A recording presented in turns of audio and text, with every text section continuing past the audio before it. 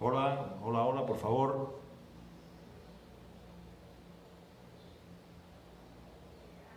Hola, por favor.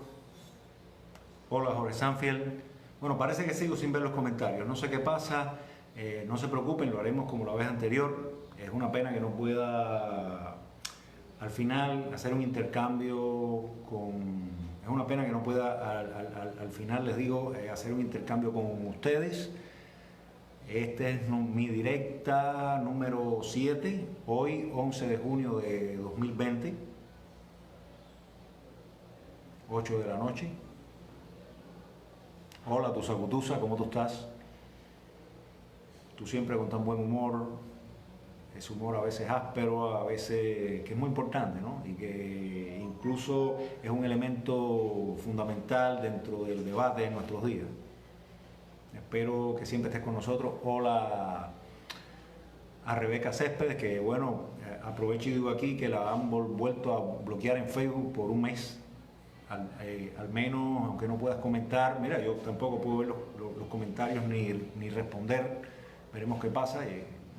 Hablaré con algún amigo que sepa de esto, a ver cómo podemos solucionar este problema.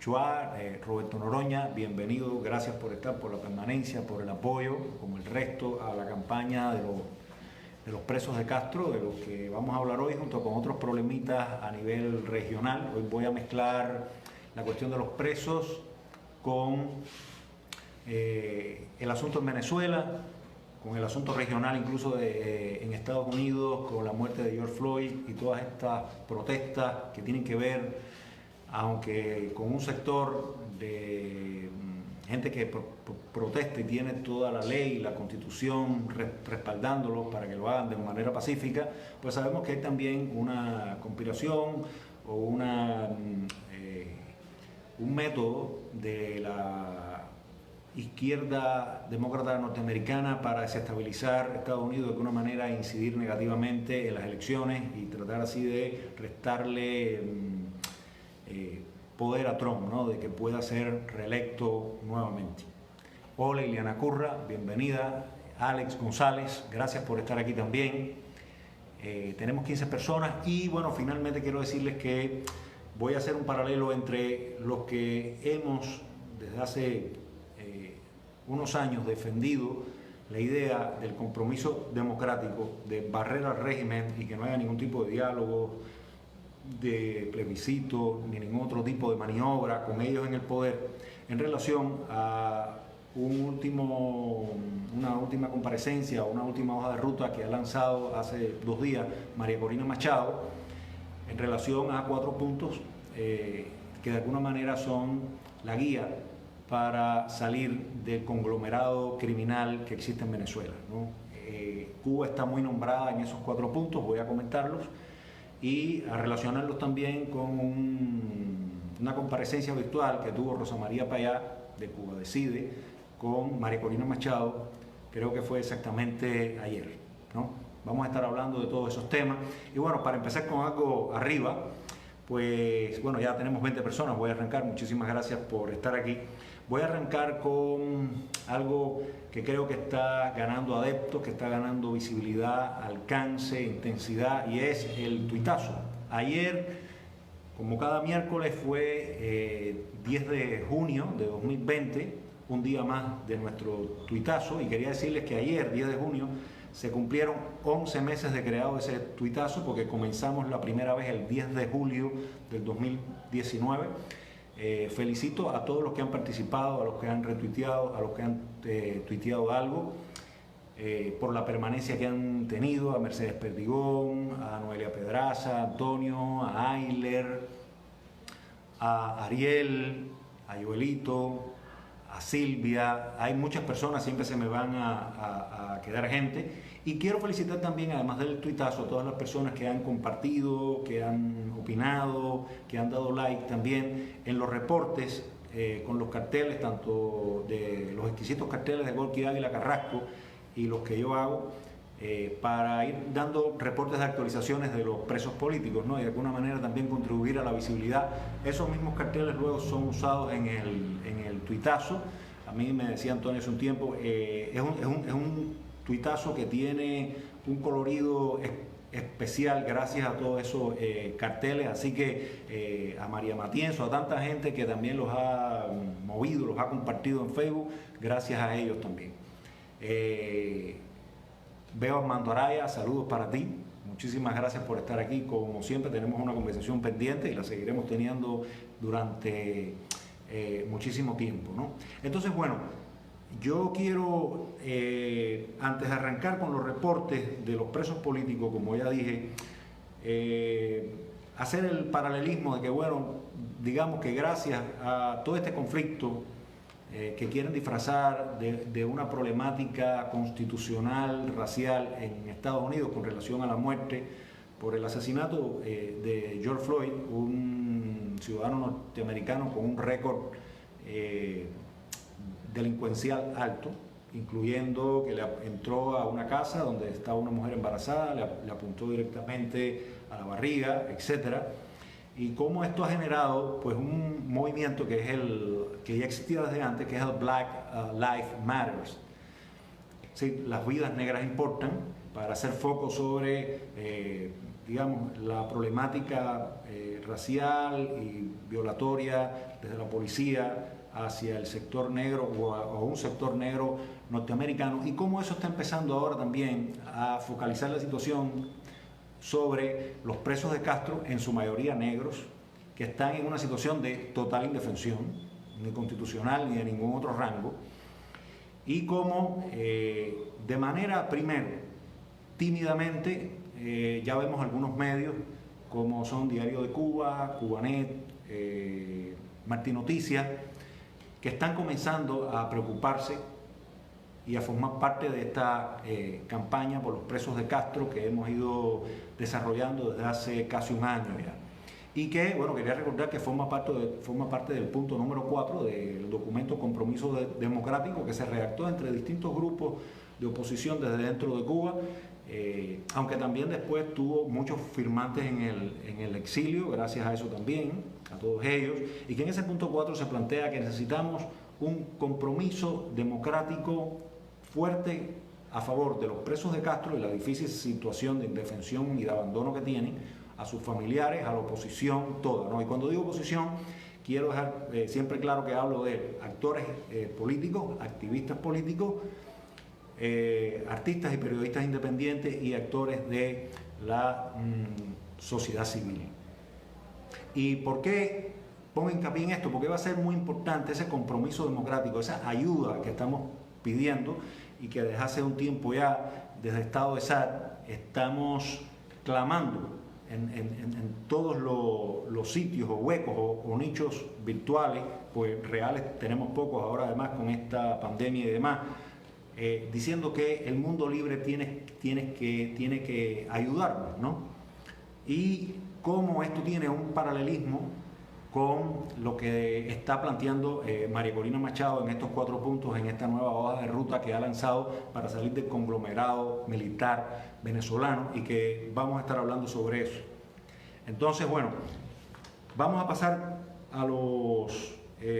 yo quería volver a nombrar a Ninosca Pérez Castellón, que desde Radio Mambí ha sido, digamos, la vanguardia, la que primero nos ha llamado de manera permanente, nos ha dado espacio en su programa para dar no solo los reportes sobre los presos políticos y la dura situación que tienen, sino además, al menos a mí me ha hecho preguntas sobre el panorama político que veo en Cuba y, digamos, la pugna que hay entre estas dos visiones o agendas políticas que son contrarias, ¿no? Y de alguna manera está ayudando con eso a que cada vez avancemos un poco más sobre esa idea de que hay que debatir los planes que hay para ver cómo salimos nosotros del castrismo y cuáles son los más viables, por qué, etcétera, ¿no? Cuáles son los errores que se han cometido en el pasado, ese tipo de cosas, lo que no debemos volver a repetir.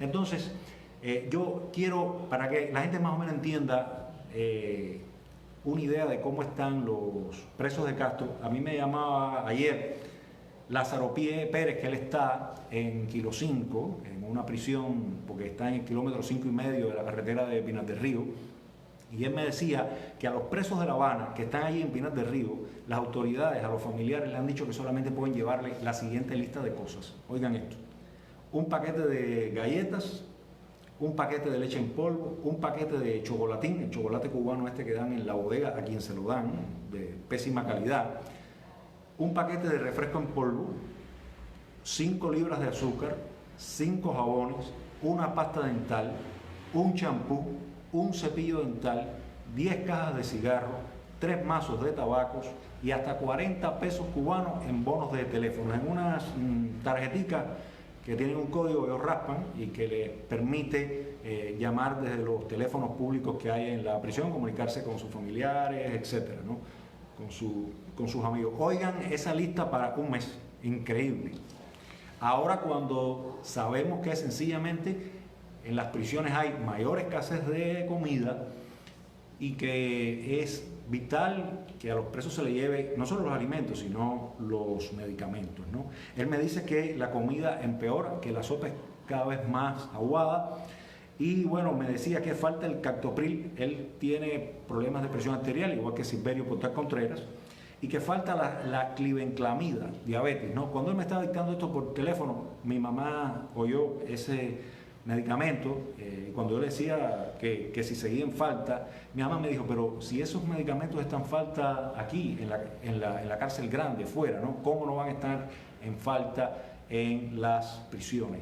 Y Lázaro Piel me decía, Claudio, aquí incluso muchos presos ya ni van al policlínico o a verse con el doctor de turno, porque si no hay medicamentos, ¿para qué voy a resolver? A veces la gente, los presos no quieren ni siquiera saber bien qué tienen para que la mente no trabaje negativamente en ese sentido. Oigan para allá los distintos mecanismos horribles de sobrevivencia que hay que tener, ¿no?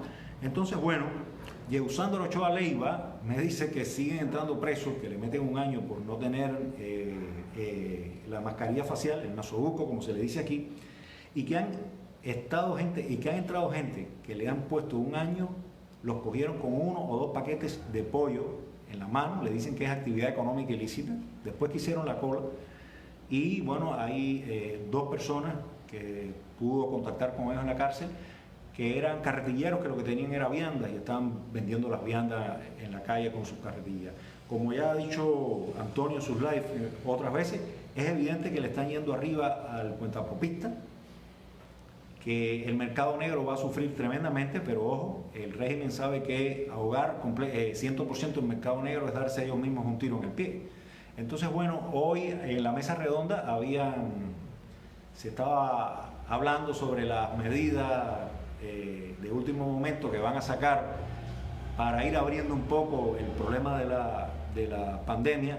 Yo escuché, porque se ha filtrado un texto de lo que se iba a decir ya en la mesa redonda, no he confirmado todavía, esto es algo que no puedo confirmar a ciencia cierta, pero se decía que cuando se restablezca el transporte público no van a permitir a personas de pie. Señores, en Cuba desde el año 59 ha habido problemas de transporte público, disculpen, ahora más que nunca, y no sé cómo van a mover a los miles y miles de gente en todo el país, sobre todo en La Habana, que además hay una población flotante tremenda, sin que haya gente parada en los hombros, ¿no? Entonces, evidentemente, lo que ellos van a tener que gastar en control para que esas medidas no se rompan por la misma necesidad va a ser tremendo, y evidentemente, como hemos dicho en el resto de los programas anteriores, la crisis se va a acelerar inevitablemente con todas las ausencias, la falta de turismo, etcétera, las remesas que van a caer inevitablemente, etcétera.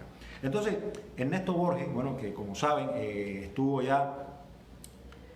lleva ya 22 años en la prisión, esta vez él está en el Combinado del Este, me dijo que el 3 de junio, que fue el cumpleaños de Raúl Castro, y les leo directamente, desde el edificio 2, el cuarto sur, lanzaron una octavilla a los mismos presos que decían, abajo Raúl y nos están matando de hambre, ¿no?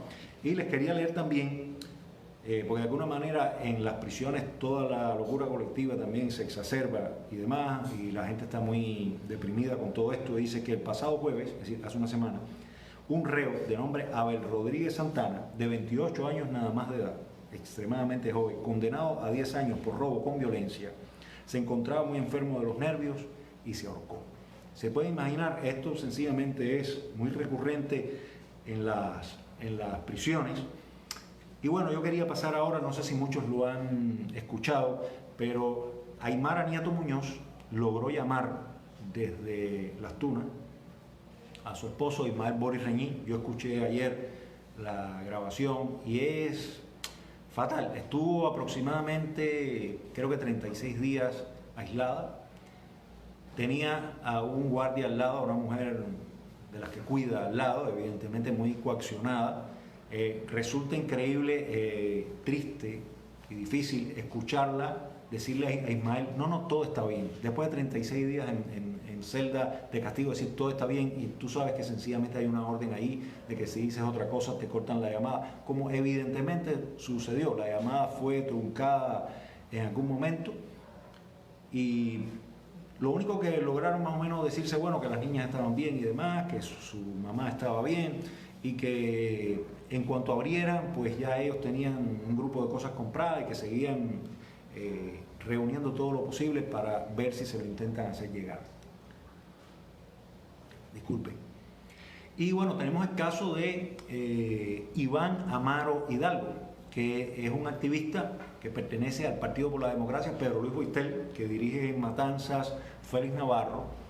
Y bueno, este muchacho entró a prisión, fíjense, el 13 de agosto, el cumpleaños de Fidel Castro, en el 2016, porque bueno, estaba usando un t-shirt, una camiseta, un pullover que decía democracia sí, dictaduras no, y también decía la frase exquisita que ha acuñado Goki Ávila Carrasco también en una de sus canciones, abajo quien tú sabes. A él le hicieron un juicio sumario a puerta cerrada. Las acusaciones fueron atentado y desacato, condenado a 3 años, y cuando estaba casi a punto de finalizar en 2019, el año pasado, su condena, pues sencillamente le hicieron otro juicio con una acusación también de un supuesto atentado y le han puesto 5 años más. Es decir, se supone que saque 2024. Disculpen, esperemos que la dictadura no llegue hasta allá. Un caso tremendamente triste, el de Amaro, ¿no? Y bueno, de Silverio no sabemos mucho más. Sabemos que el ojo supura de la golpiza, y estamos en una situación difícil donde yo creo que la visibilidad tiene que ser cada vez más contundente y exigir en la mayor medida posible que organismos internacionales se unan a esta campaña, investiguen, entreguen reportes, nos consulten. Es muy importante a los que estamos a cargo dentro de todo esto dentro de la isla. Y bueno, una noticia que de alguna manera nos dice que no lo estamos haciendo tan mal, para nada, es que Naciones Unidas en enero del 2020 ya había hecho un pedido de liberación de 7 presos de Castro. Dentro de ellos estaban, bueno, el nombre de Aymara Niato Muñoz, de Silverio Portal Contreras y también de este muchacho Iván Amaro Hidalgo, ¿no? Entonces, fíjense, yo ayer por la noche me entró hambre en la madrugada, tenía ganas de comer alguna cosita salada, no había nada de pronto, y uno se pone medio que... Y de pronto yo mismo me reseteé y dije, Claudio, ahora mismo los presos de Castro no tienen a lo mejor nada para comer de las opciones que tú tienes aquí. Y de alguna manera eso siempre me da fuerzas para decir, no, aunque esté la cosa difícil, ellos son el eslabón y sus familiares que la están pasando peor, ¿no? Entonces, yo quería, terminando ahora con lo de los presos, comenzar en el tema de alguna manera más político, que tiene que ver con esta etiqueta que hemos también ido desarrollando, que es el debate es ya o el debate es ahora, sobre la pugna de visiones para salir del castrismo, de agendas políticas. Y en el live anterior mío yo había dado una marca, una estructura que yo había puesto en uno de los twitters el tuitazo semanal de los miércoles, que decía que la libertad de Cuba necesitaba 3 cosas, y eran sanciones económicas, eran aislamiento diplomático, y era un fuerte compromiso democrático con los presos de Castro y la oposición. Yo voy a leerles aquí un momentico pues algunas de las últimas sanciones que han ido ocurriendo y de 5 propuestas de sanciones de Rick Scott, político de la Florida, que a mí me parecen estupendas. Leo las sanciones y luego un breve análisis de por qué estoy convencido, y de Estado de Exacto lo hemos dicho otras veces, que para la salida de la dictadura únicamente las sanciones, señores, no son suficientes. Déjenme. Bueno, primero, antes de las sanciones de Rick Scott, que está la sanción de Donald Trump, que hizo sobre 7 entidades de conglomerado GAESE, conglomerado militar castrista, y una de ellas apunta a Fincimex, ya creo que todos lo saben, para evitar que GAESA se beneficie con el dinero que mandan desde el exilio a los familiares rehenes dentro de Cuba. Yo estuve hablando con Antonio y él me dice que la tiranía puede truquear eso, quitar a Fincimex, poner a otras de sus entidades, Banco Central, el Metropolitano, etcétera. Se lo dejo a Antonio para su próximo live, que ya me dice que va a hablar sobre todas estas cuestiones económicas, pero bueno, de alguna manera uno cuando ve esas sanciones se alegra, ¿no? Y bueno, Rick Scott también se alegraba de las sanciones de Trump también, de revocar la licencia de Marriott International, un hotel norteamericano en Cuba, para operar en Cuba. Y él daba 5 propuestas que todavía no se han aprobado, pero se las quiero leer, pues bueno, realmente es una buena noticia, aunque todavía esté en ciernes, ¿no? Dice, reincorporar a Cuba a países patrocinadores estatales del terrorismo por apoyar narcoestados y albergar terroristas como el ELN, me parece magnífico. Ya sabemos que se había incluido a Cuba en la lista de países que no apoyan la lucha contra el terrorismo. Sabemos que si se incluyen en esa lista a la familia Castro, pues hay un grupo de sanciones inevitables y vinculantes que van con ese título honorífico que les dan. La segunda propuesta de Rick Scott es comenzar un proceso de acusar a Raúl Castro, disculpen el gallo, por el asesinato de ciudadanos norteamericanos, 3 en el derribo de las 2 avionetas de Hermanos al Rescate en el 96. Son 3 ciudadanos norteamericanos y un residente legal en Estados Unidos, 3 cubanos, 3 de ellos norteamericanos. La tercera sanción es negar la entrada a Estados Unidos de América a involucrados o cómplices de violaciones de derechos humanos. Hace un tiempo yo leí un artículo de un norteamericano que llevaba estudiando esto y decía que había muchísimos agentes ya sembrados en los Estados Unidos, recopilando información, mandándola acá, porque como sabemos, el castrismo también tiene grandes archivos, como hacía Fouché en Francia, con muchísima información, incluso de índole privada, de mucha gente, incluso del gobierno norteamericano, para después entrar en situaciones como chantajes y cosas así, ¿no? La cuarta es aplicar continuamente el título 4 de la ley Helms-Burton o ley Libertad, condenando el tráfico de propiedades robadas. Me parece que eso debe acelerarse todavía más. Estupendo. Señores, es una pena que no pueda ver los comentarios, veremos cómo lo soluciono, porque yo sé que una parte importante de todo esto es ir interactuando. Mientras interactúen ustedes, como puedan, entre ustedes, va a quedar redundancia. Y la quinta sanción que propone Rick Scott es continuar revocando las licencias a empresas norteamericanas que operan en Cuba. Sabemos que es muy importante reducir los dineros, los costos, los beneficios de la dictadura para que no los pueda reinvertir en control y en represión, pero como hemos dicho de Estado de SAT, tú metes sanciones y sanciones y sanciones y la dictadura va a tener una situación cada vez más problemática, pero tienen al final el control militar, como mismo pasa en Venezuela, el control social, y pudieran resistir mucho. En verdad se necesita algo más. Aquí, dentro de estas sanciones, vemos que también de alguna manera se cumple con el segundo punto que yo planteaba del aislamiento diplomático. Vemos que van por ahí cuando los metan en la lista de países patrocinadores del terrorismo y de estar cuidando y recibiendo terroristas para que vivan acá. Y entonces, con todo esto yo quería entrar ahora en los 4 puntos de María Corina, porque señores, es muy parecido lo que está pasando tanto en Venezuela como lo que está pasando en Cuba, y de alguna manera la resolución de estos dos problemas debe estarse llevando lo más en paralelo posible. María Corina es la coordinadora nacional del Partido 20 Venezuela y ella publicó un escrito donde incluso, señores,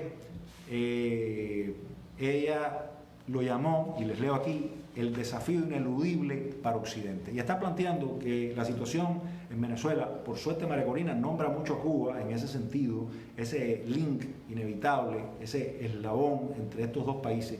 Pero ella, a mí hay una cosa que me gusta mucho cómo lo define. Ella me dice, y ella decía en el programa también que tuvo con Rosa María Payá, del que voy a hablar al final, este live va a ser bastante corto en ese sentido. María Corina decía que Venezuela no era una dictadura, que era un conglomerado militar que operaba con potencias extraterritoriales y antidemocráticas. Y es verdad. ¿Cómo se mantiene con toda la presión norteamericana, con todo ese bajón tremendo, caída libre en su economía, en la producción de petróleo, en que países como Brasil, Colombia, Chile no estén teniendo ningún tipo de relación económica con ellos? Pues señores, como casi todos sabemos, ¿verdad? Tiene relación con China, con Rusia, con Siria, con Turquía, con Cuba y con Irán. Ahora estamos viendo estos barcos de gasolina que entraban, que por suerte hay algunos que ya han dado vuelta en U, porque por suerte también Estados Unidos ha lanzado un warning, una advertencia de las duras sanciones a las que se van a ver compelidos estos cargueros y las empresas que representan de seguir en ese tráfico, ¿no? Y entonces, bueno, quería nombrar directamente esta ruta de 4 puntos que conformó recientemente María Corina y que ella le llama una operación de paz y estabilización. Dice, y fíjense, cuando yo estuve viendo esto, no puedo dejar de recordar que continuamente Gorky, en Cambio de Bola, también en su programa de los sábados, se lo recomiendo a todos, buenísimo, él repite esta frase que dice, por favor, no nos dejen solos con los Castro, ¿no? Y fíjense, si María Corina está pidiendo ayuda a gritos, ayuda en serio, ayuda bien engranada, ayuda no de un país, sino de varios países, pues nosotros no podemos dejar de pretender lo mismo. Y fíjense, primer punto de María Corina, un urgente bloqueo total de los flujos financieros y materiales de Venezuela hacia Cuba y la interrupción de la injerencia en telecomunicaciones entre ambos regímenes. Súper fundamental, yo diría, bueno, para que varios países se pongan de acuerdo, trabajen en consonancia, junto con sectores de la oposición dentro de Venezuela que tengan esta misma línea, para un bloqueo total, urgente, de los flujos financieros y materiales de Venezuela hacia Cuba y la interrupción de la injerencia en telecomunicaciones entre ambos países. Señores, eso es una ayuda de cientos de millones mínimo. Son ayudas en serio, porque además contra estos regímenes que tienen tanto capital y tanta capacidad, no puedes andar con una fuerza inferior a la que tienen ellos, sino no lo vas a lograr, y más adelante María Corina habla de eso. El segundo punto es acelerar la expansión de capacidades y alcance de la operación multinacional antinarcóticos desplegada en el Caribe, de modo que incluya el bloqueo, de nuevo, segundo bloqueo, naval y aéreo de toda la actividad de saqueo y colaboración del régimen venezolano con potencias extracontinentales y antidemocráticas. Yo pienso que esa operación antinarcótico, que es la más grande de la historia, según han dicho los medios a los que yo he tenido acceso, debe arreciar. En estos días en Facebook y en las redes, en Twitter también, había varias gente que decía, bueno, pero hay una operación antinarcótico y cómo dejaron entrar varios barcos iraníes con gasolina. Ojalá tengamos la respuesta de eso, pero bueno, ya a la vez vemos aquí cómo hay otros buques que ya están siendo señalados por Estados Unidos.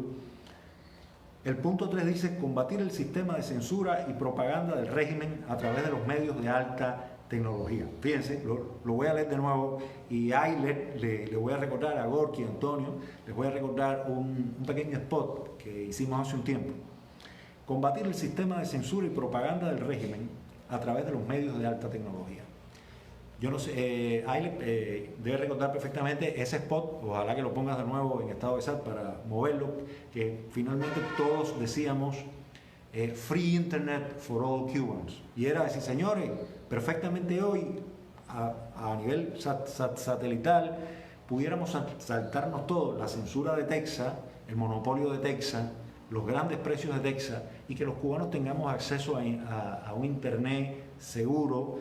Y bueno, no sé si pedirlo gratuito, pero es evidente que las personas con una racionalidad mínima incluso llegan a unas conclusiones muy parecidas a esto que está planteando María Corina, y más sabiendo el tremendo aparato de adoctrinamiento monopólico que tiene que tienen las dictaduras desde siempre. Además sabemos cómo en Venezuela cada vez hay menos internet, hay menos energía eléctrica, entonces hay que combatir en distintas ramas a la vez, ¿no? Como mismo hizo Reagan para derribar el bloque comunista en Europa del Este. El punto 4, último, dice: liderar una coalición para la conformación de una operación de paz multifacética para la recuperación y transición democrática de Venezuela. Porque además, señores, fíjense, una operación de paz multifacética para la recuperación.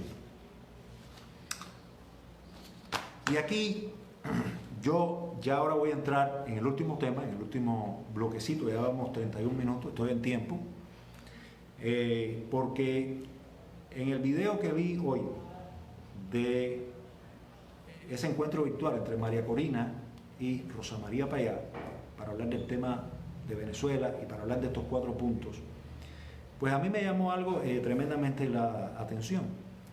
María Corina Machado, fíjense, no considera una alternativa la sublevación militar. Ellos saben que entre los rusos y los cubanos tienen infiltrado todo el aparato militar, que es muy distinto a aquel que era antes de Chávez, del que salió Chávez, donde había toda una estructura militar acogida a la Constitución, con ningún tipo de visión ideológica partidista, ni mucho menos. Por lo tanto, ella no considera la sublevación militar. Tampoco considera los diálogos, ni los plebiscitos, ni los referendos, ni siquiera ella considera la sublevación popular, porque ellos saben que si no hay una fuerza superior a la de Maduro, sale la gente a la calle y lo único que vas a tener es una masacre. Entonces ella entiende que además han ido tantas veces, han habido tantos muertos, como mismo ha ocurrido en Nicaragua. Cuando ellos tienen el control militar, señores, sencillamente, por mucha valentía que haya, no puedes contra las balas. Menos en Cuba, un país absolutamente desarmado y cosas así, ¿verdad? Y además, económicamente, sin ninguna capacidad de respuesta desde el ciudadano común. Entonces, ella no cree en diálogos, ni elecciones, ni en estas 2 insurrecciones, y la única alternativa que ella ve es el desalojar definitivamente al conglomerado criminal. Entonces, María Corina dice, y les leo: lo ideal es que esta operación de paz multifacética no esté bajo la égida de una sola organización, sino conformada por una coalición de aliados con disposición y legitimidad regional en el marco del TIAR, es decir, el Tratado de Ayuda, el Tratado Interamericano de Asistencia Recíproca, con la participación de países y organizaciones con distintas tareas complementarias. Sí, las distintas tareas, pues no todos los países van a estar haciendo lo mismo, según la visión de María Corina. Sería unos que se van a ocupar de la cuestión de alimentos, de la reconstrucción de la infraestructura, de la cuestión de la salud, otros de la cuestión militar, etc., ¿no? Entonces,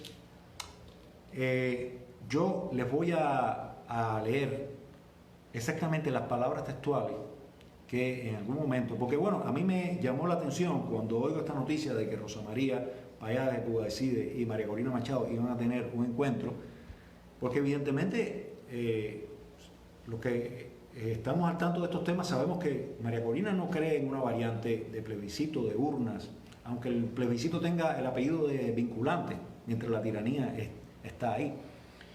Y yo decía, bueno, pero Rosa María en algún momento entrar en un debate sobre que su proyecto si va de un plebiscito vinculante y cómo ella piensa llevarlo, y qué estructura o pasos tiene, en qué tipo de tiempo. Y bueno, en algún momento en ese video, las palabras de María Corina Machado dice, es un tema de seguridad hemisférica, hablando de todo el conflicto, ¿no? Cómo incluso este conflicto afecta a los Estados Unidos, a países como Brasil, Colombia, Chile, etcétera, no solo por los problemas de la migración. Dice, ha quedado claro, disculpen,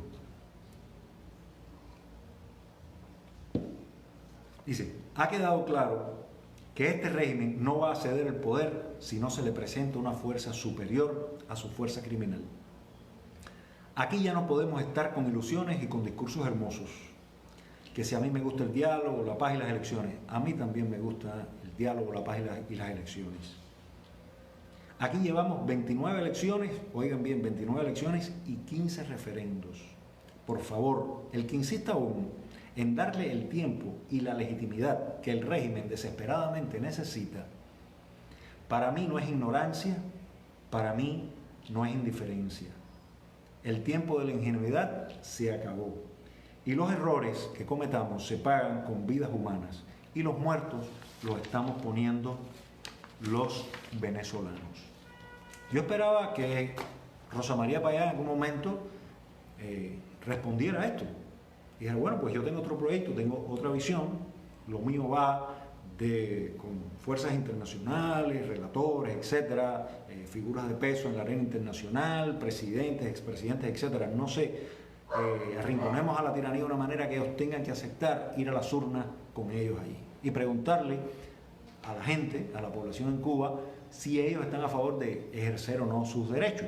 Ya sabemos que incluso, bueno, Justo Ruiz estaba por aquí, de los Cuatro Gatos, que coincide en la visión del Estado de Sal que los derechos no se llevan a un plebiscito, porque además, como hemos dicho en otros momentos, señores, incluso el 99,9% de la humanidad puede decir no nos interesan nuestros derechos, queremos ser esclavos felices en una tiranía o en un gobierno tiránico planetario, ahora que estamos hablando del globalismo.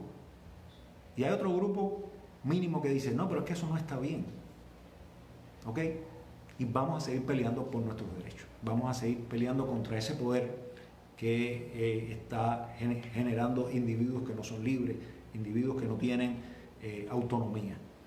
Entonces, lo que responde Rosa María inmediatamente que ella termina de dar este statement de María Corina Machado, dice, así mismo es, no solo por el bien de Venezuela, sino por toda la región. Estoy completamente de acuerdo contigo. Yo digo, yo me hago una pregunta ya para terminar.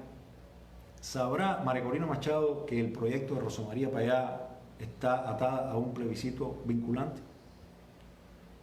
¿Por qué Rosa María Payá no entra en un debate sobre ese tema? Y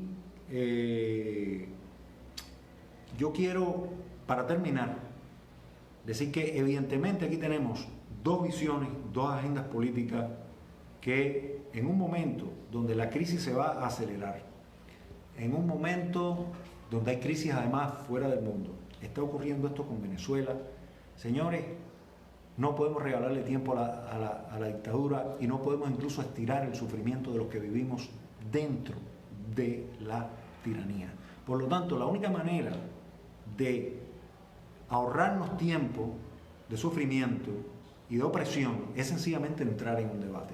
No entiendo, bueno, yo puedo entender por qué Rosa María no quiere ir a un debate con las personas que tienen una idea contraria a la idea de plebiscito, no solo de Estado de Sal, sino de otros grupos dentro de la oposición, incluso personas a título personal que no pertenecen a ningún grupo u organización, pero tampoco entra en debate con personas como María Corina Machado. Y a mí me parece que, y con esto quiero cerrar haciendo un llamado a la prensa en el exilio que tiene que ver con el tema Cuba y a los periodistas independientes dentro de Cuba, que tenemos aquí una excelente cantera para investigar, para entrevistar a las personas de uno y otro bando y que ellos como prensa contribuyen a que sencillamente cada vez llegue ese debate a la mayor cantidad de cubanos y puedan decidir por qué variantes se van.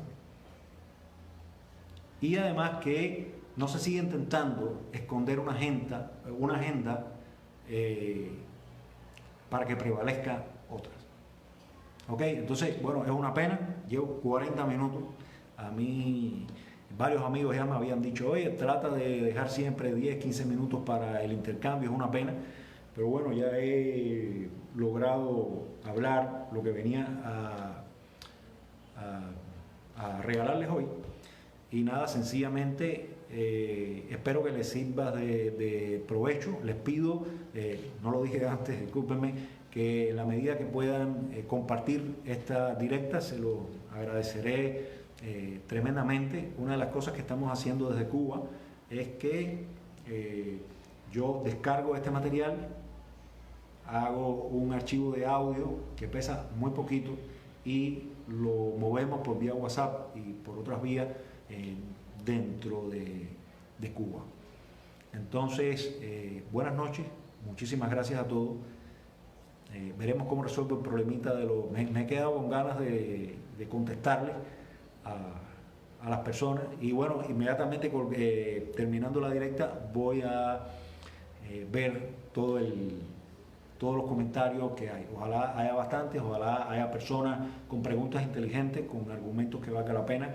Es importante porque además uno aprende mucho también con muchas personas. Les recomiendo también el blog Los Cuatro Gatos de Justo Ruiz, que a mí me ha dado mucha satisfacción ver a alguien cómo dibuja sin ningún tapujo su pensamiento, su visión y cómo saca a la luz incluso muchas características de proyectos que tanto del pasado reciente como actuales dentro de Cuba, que según su consideración, y que en este caso coincide con la nuestra de Estado de Sal, pues no podemos decir que hayan tenido finales felices, ¿no? E incluso en cuanto a los propios objetivos que se plantearon. Entonces, bueno, muy buenas noches a todos. Recuerden, el debate es ahora, el debate es ya. Gracias y hasta la próxima. Vamos a ver si me soluciono los problemitas estos de los comentarios. Gracias.